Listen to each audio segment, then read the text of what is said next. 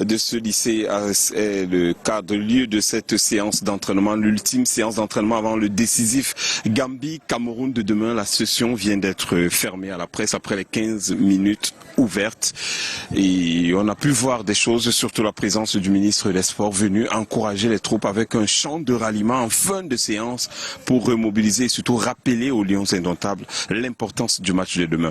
Yves Chamado, bonsoir.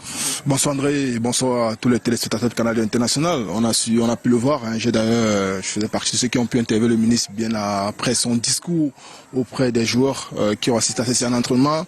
Je pense que ça a été le discours d'un papa qui est venu auprès de ses enfants, d'un patriarche qui est venu auprès de sa population, d'une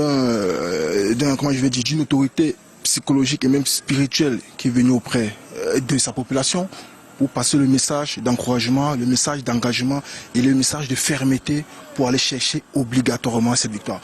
J'ai senti un ministre assez fermé dans le regard, qui n'était pas content des deux premières sorties du Cameroun. Et vous avez d'ailleurs vu dans son discours pendant la séance d'entraînement où il avait ce ballet traditionnel qu'à chaque fois il remet pour adresser une parole aux footballeurs. C'est pour démontrer, mon cher Mirabeau, que ce match reste un match de foot, mais quelque part, il y a un gros enjeu pour l'honneur du Cameroun. L'honneur du Cameroun menacé en Coupe d'Afrique des Nations, mais on peut le dire aujourd'hui, c'est deuil national.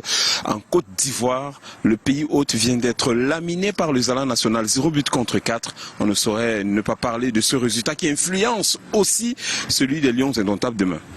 Première grosse surprise de cette compétition, le pays hôte qui perd à domicile, qui est ridiculisé à domicile et qui est infantilisé à domicile, 4 buts à 0. Je trouve que c'est assez fort comme signe. Et ça démontre tout simplement aujourd'hui que cette Guinée équatoriale devrait être une équipe qu'on devait attendre. Je ne suis pas très surpris de voir la Guinée créer la surprise, mais je suis surpris de voir l'audace dans la marge du score infligé à la Côte d'Ivoire à domicile.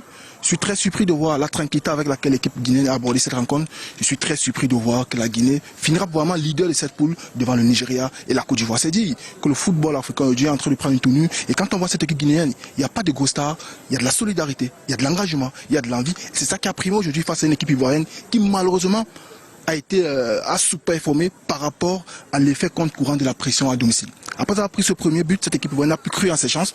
Elle a joué beaucoup de pression. Elle a marqué 2 buts. Oui, qui ont été refusés par la VAR, mais psychologiquement et mentalement, elle n'a pas tenu. Et derrière, le boulevard défensif a permis à l'équipe guinéenne de clôturer le sort et d'aller infliger cette victoire. Je trouve quand même que quand on est ivoirien, ça fait mal. C'est trop choquant. Et quand on est dans le pays hôte, on a peur pour la qualité de la fête, bien après cette élimination, entre guillemets. Quand on verra le classement des 4 meilleurs troisièmes, qui pourrait être pas favorable à la Côte d'Ivoire pour une potentielle qualification au second tour. Et si c'est le cas, ce sera le deuxième pays après 2017 où le Gabon avait été éliminé aussi au premier tour. Avec 3 points au marquoir, la Côte d'Ivoire reste 3e de son groupe, postule toujours pour un éventuel ticket de meilleur 3e, mais avec un goal d'avirage de -3 désormais, ça sera bien compliqué d'arracher l'un des 4 tickets pour accéder au second tour. Ici au lycée technique de Bouaké en Côte d'Ivoire, André Mirabeau-Mob, Yves Chamado, Enguerrand Toa, Augustin Fossi et la forte équipe de Canal International pour vous servir. À plus tard.